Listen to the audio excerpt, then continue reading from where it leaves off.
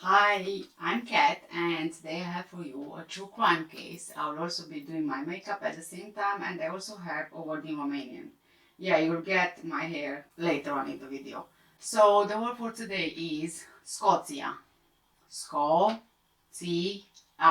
Scoția. Scoția.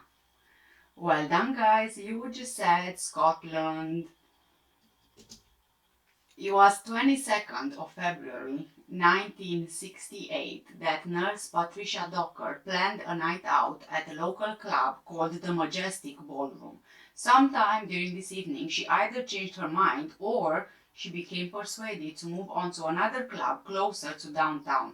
This club was a much more prominent one for the clubbers of Glasgow of the swinging 60s. The Barrowland Ballroom was hosting an over 25 night that attracted partygoers from all over the city. One of those was a sexual predator who was only there for one reason. The following morning, a man on his way to work found the murdered young woman just behind Carmichael Place, only a few yards away from where Patricia lived with her parents. Patricia was raped and strangled. Following the discovery, the investigation began. However, it took detectives several days to establish that the victim ended up at the Barrowland Ballroom. If police would make this breakthrough earlier, perhaps the investigation might have gotten better results. When her body was discovered, Patricia's bag and clothing were nowhere to be found at the scene. The detectives assigned to follow up on the missing items worked for several months trying to discover their whereabouts. Neither have ever turned up. For the next 18 months, police continued to work on their investigation. On 15th of August 1969, another woman, 32-year-old mother of three, Jemima MacDonald, disappeared after a night out at the Barrowland Ballroom. The following morning, rumors reached Jemima's sister Margaret regarding children mentioning something about the body there at an old building in McKeith Street. The following Monday, 2 days after rumors began and 3 after Jemima was last seen in the company of a red-haired young man, Margaret became concerned enough to look for her sister. Margaret headed for the building at the heart of these rumors and discovered her sister's body. Just like Patricia the previous year, Jemima was raped and strangled. Unlike Patricia, however, Jemima was fully clothed and was badly beaten by her killer. Door-to-door inquiries found a possible witness to the murder, a local woman who remembered hearing screams coming from the same building. The police couldn't establish the time of the screams. Eventually, the police realized that they couldn't do much with the little information they had, so they actually slowed down the investigation.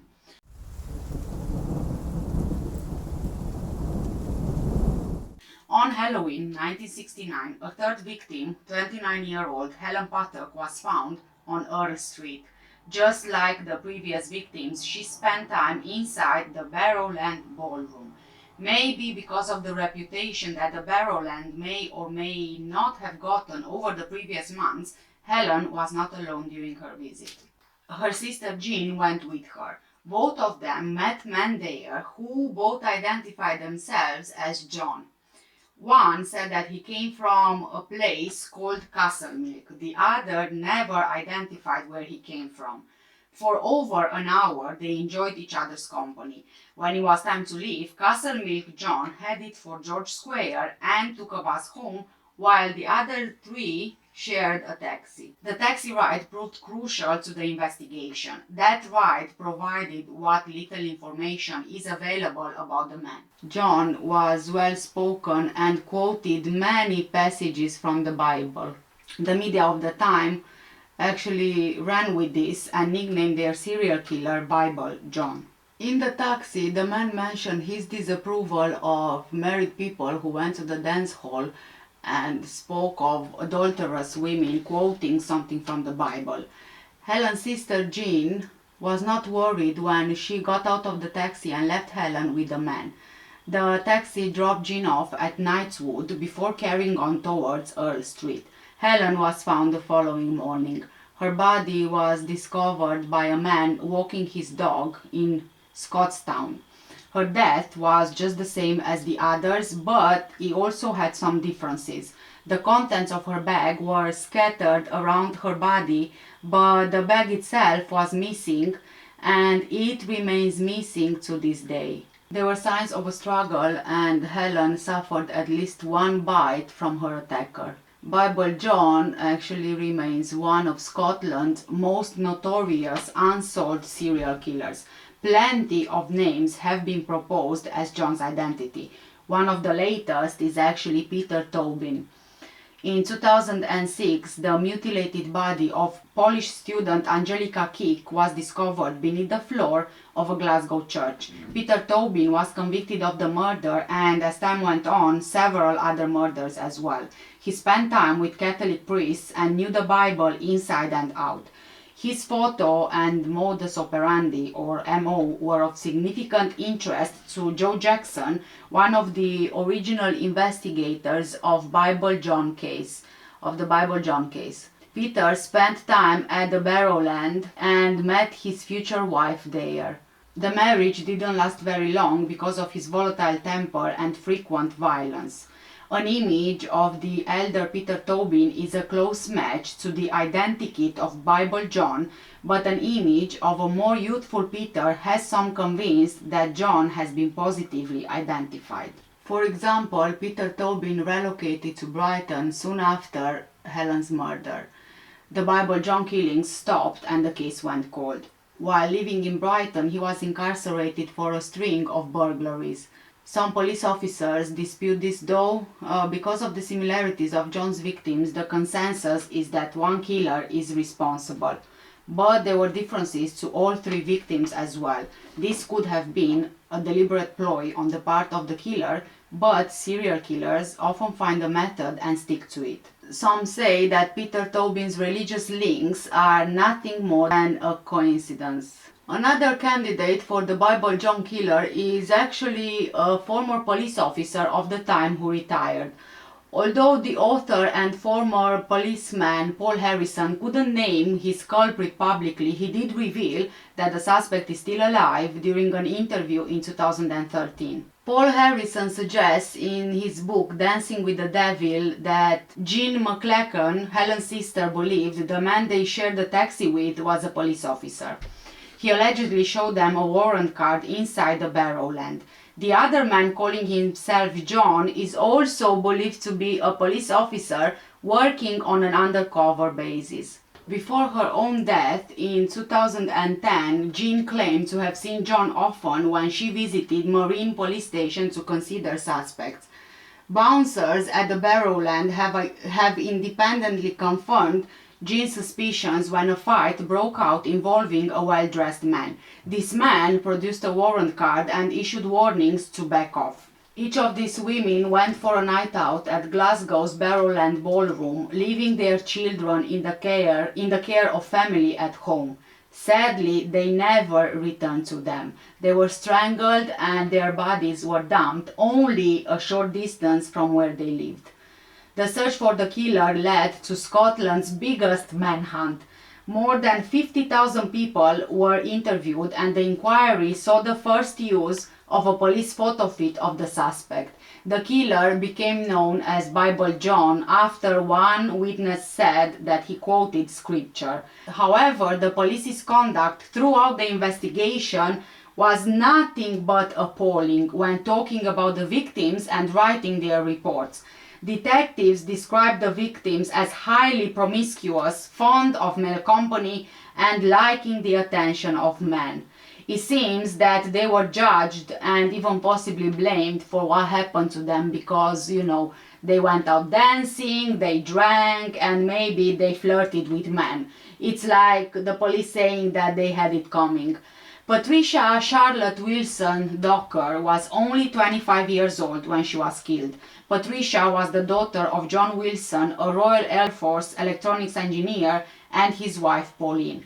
As a child, Patricia lived in Gloucestershire for some time, and in August 1953, together with her mother, they moved to Singapore, where her father was stationed. Later on, the family moved to a large house in Glasgow. Patricia was 19 years old when she married Alexander Docker, a senior aircraft man with the RAF. They had a son called Sandy, and at that point the family lived together in Cyprus, where Alexander's unit was based. Janula was their babysitter. She would call Patricia a very nice lady, always dressing up elegantly.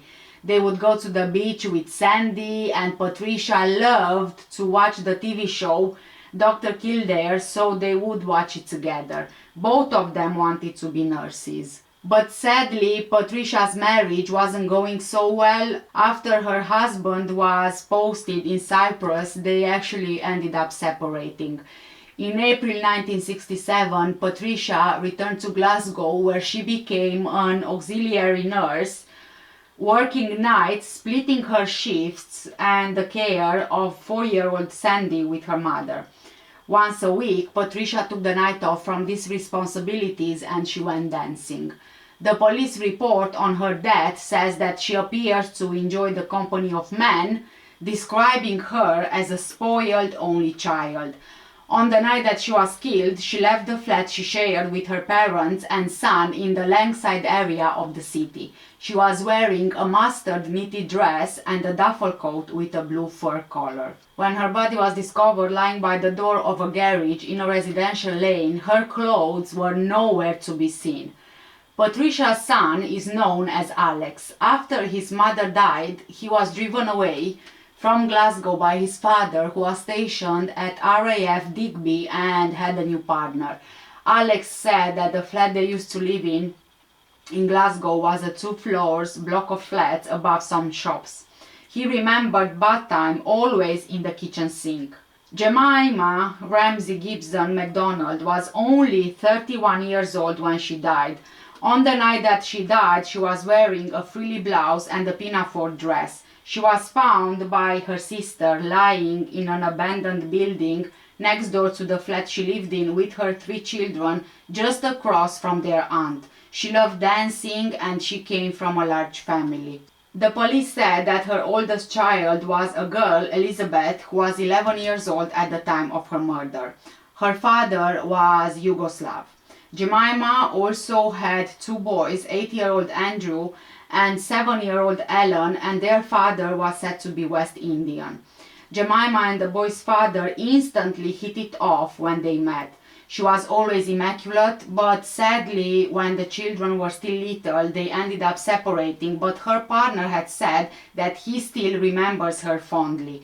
The police notes said that Jemima appeared clean as a person and her home and the children were well cared for. It seems that when Jemima was killed, Child Welfare Services took Elizabeth to a residential care home whilst her brothers were taken to another home.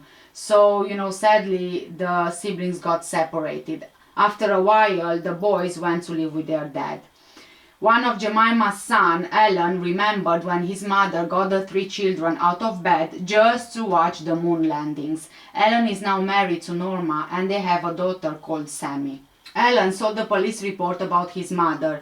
Their notes said that she appeared to be extremely fond of male company. She had been at the Barrowland dance hall 3 nights in a row in the week before her murder and was in receipt of public funds plus maintenance from the father of her children. This is what the police report said about her. Ellen was in fact quite outraged by this. He said that it seemed as if she shouldn't have been allowed to live her life just because she was single and she had children. Ellen said that she didn't just disappear leaving her children alone, they were actually looked after because they had family next door. He understands that she would have needed a break at times, and if the family wanted to look after the children when she went out, there's just nothing wrong with that. Helen Gowan Spattock, aged 29, when she passed away, was at the Barrowland with her big sister Jean on the night that led to her murder. According to Jean, her sister was always called Ellen and she was a good-looking woman and she really loved dancing. The day they went to the Barrowland, Helen had gone to C&A and bought a black dress with gold buttons up the front. Helen was tall, well-dressed, and she wore the new black dress the night that she died, along with fake fur ocelot print coat. Helen worked on the buses and she was a furrier and a bookie as well. When she would have a relationship breakup, she would go to stay with her brother in Reading. That's where she met her husband, George Paddock, a lance corporal in the Royal Corps of Signals. They were 23 years old when they married in March 1964. They had 2 children, David and Michael, and when George was sent to Germany, the family ended up moving there. But Helen didn't like it there, so she returned to live with her mother in Earl Street, Glasgow in March 1969. Helen's marriage as well was actually not working, telling George that it was over. So when he had his next leave from the army on 17th of October, he traveled to Glasgow hoping they can work their marriage out, but Helen said that she just didn't love him anymore. On the night of her murder, Jean was in the taxi with Helen and the man she left the Barrowland with. This is the man that police believe killed her. Jean remembered that he quoted from the Bible and claimed that his name was John. That's how he was nicknamed Bible John. But Jean felt this was only a distraction because they only had a casual conversation about religion. It was nothing like deep or anything like that. Helen's body had been left in a backyard just 8 doors away from her mother's top floor flat. Helen's cousin Margaret Work and her daughter Elaine Patterson said that the family was left broken after Helen died. George, Helen's husband, took the children to England, so Helen's mother not only lost her daughter but also the grandchildren, and Jean lost her sister and her nephews. According to a new BBC podcast, there was evidence pointing to the man in the taxi being John Irving McInnes, the cousin of a senior police officer. There is no evidence, however, that he actually carried out the murder. Apparently, his name was known to top police officers at the time, including the legendary detective superintendent Joe Beatty, but it never appeared in the official records. Joe Beatty was the leading investigator in the Bible John investigation, and he was said to use his sixth sense and power of observation in solving crimes. But the Bible John case was never solved to this day. However, the cold case was reopened in 1995. The new BBC podcast Bible John, Creation of a Serial Killer, tracked down senior detectives Jim McEwan and Brian Hughes, who reopened the old case. They said that their investigation found enough evidence that John Irving McInnes, who killed himself in 1980, was the man in the taxi. If he would have been alive, the prosecutor fiscal, as called in Scotland, or the public prosecutor, more widely known, would have issued a warrant for his arrest. But the detectives believed that Joe Beatty, the original investigator on the case, helped to keep his name out because he was good friends with the suspect's cousin, Jimmy McInnes, who he worked with as a young detective. So I guess, it kind of sounds plausible. As a result of the 1995 review, John Irving McInnes' body was actually exhumed so that a DNA sample could be tested against evidence found on a pair of tights belonging to Helen Paddock, one of the victims. But this actually led to nothing because there was no match, and experts later announced the results as inconclusive, formally clearing John McInnes of any involvement. But the 1995 detectives told the podcast that they were still sure he was the man in the taxi who everyone believed was Bible John, and senior police chiefs kept his name out of the investigation. As part of the BBC podcast, journalist Audrey Gillan tracked down the detectives who led the reopening of the case. Jim McEwan and Brian Hughes told her that their first major concern was why the team of top detectives, including Joe Beatty, went to the Stone House in Lanarkshire where John Irving McInnes lived 2 days after Helen Paddock's body was found. They also questioned why they then took him to a small police office in Hamilton rather than the Glasgow base. The detectives said that they also found inconsistencies in the recording of identity parades, which they claim meant that Helen's sister Jean never actually saw John McInnes. The taxi driver who gave the sisters and the man a ride was also never asked to identify him, but when new detectives showed him a picture, he was sure that it was him. They also said that a man who was a bouncer at the Barrowland Ballroom on the night that Helen died also said that the man in the photo was the one he saw. In the end, Helen's sister Jean was not sure. But either way, you would have, two witnesses placing John McInnes at the ballroom and in the taxi, which kind of, points to him being Bible John. Brian Hughes, along with Detective Willie Lindsay, actually went to visit Joe Beatty, who by that time was very sick in Glasgow Royal Infirmary. He remembered the visit to Stonehouse, but he couldn't remember the suspect's name, allegedly. He said he was clear that the man was shown in front of Jean, his star witness, but she failed to pick him out. However, the 1995 investigation team couldn't find the suspect's name in the archive files. They also spoke with Joe Beatty's friend, Jimmy McInnes, who was by then a retired detective chief inspector who came from Stonehouse. He was described as a big man who was very aggressive. Jimmy said that he didn't work on the inquiry into Helen's murder, he just helped with the phones, and that was 2-3 months into the investigation. However, he did confirm that the suspect in Stonehouse, seen by Joe Beatty, was his cousin, John Irvin McInnes.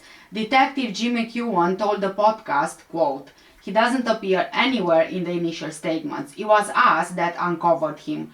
John Irvin McInnes does not appear in the 1969 inquiry anywhere." End of quote. The new team went through everything in fine detail and claimed that they found even more inconsistencies and lost evidence, like a card bearing the name of Moylan's furniture store, where John Irvin McInnes worked. It was Jim and Brian's view that the card was found at the scene, but it was later lost or removed. They couldn't find any sign of the card in the archive. The 1995 detectives actually went to see Joe Beatty 6 times. Brian Hughes said that the last time they spoke to Joe, who died in 2000, he was lying in his bed crying. So he asked Joe Beatty, "Did you cover up for John Irvin McInnes?" Brian also said, "We asked the questions. We never wrote anything down because we just asked the questions." And he just shook his head, and the tears were coming from his eyes in his hospital bed. And we walked through and we just knew. More than 50 years later, the Bible John killing is still unsolved to this very day. And I'm not sure that it will ever be solved, but I do believe that the 1995 detectives found the killer. I think it was John McInnes, and because he had connections to the police, they covered it up, got rid of evidence, and just didn't mention him at all. I think that it was probably done as a favor at the time.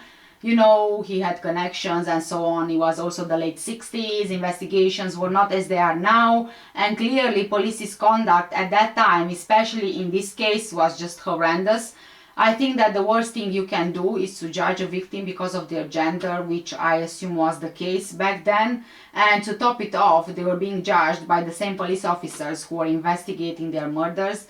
And then comes the question, how can you conduct a proper investigation when you think that the victims, being women and mothers, liked male company too much, they liked to drink too much, and they went dancing too much?